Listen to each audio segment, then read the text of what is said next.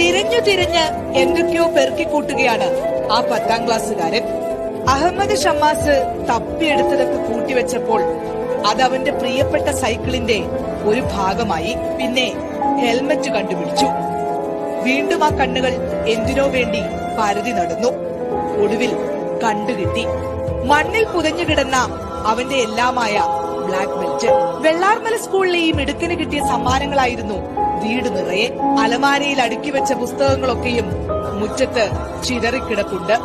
അകമുറിയിൽ അതിലും വലിയ സങ്കടക്കാഴ്ച കാത്തിരിപ്പുണ്ടായിരുന്നു. വീട്ടുകാരെല്ലാം ഗുരുതര പരിക്കേറ്റ് ചികിത്സയിലായിരുന്നതിനാലും ചെളിയിൽ പുതഞ്ഞു കിടന്നതിനാലും മാറ്റാൻ കഴിയാതിരുന്ന അലമാര ആരോ കുത്തി തുറന്നു. സ്വർണവും പണവും കവർന്നു. പിന്നെ കൊണ്ടുപോകാറുണ്ട് വെച്ചപ്പോ ആൾക്കാർ വന്നിട്ട് സ്വർണവും പൈസ ഒക്കെ ഉണ്ടായിരുന്നു. പിന്നെ കുറച്ച് ബുക്കൊക്കെ ഉണ്ടായിരുന്നു. ഒക്കെ വലിച്ചു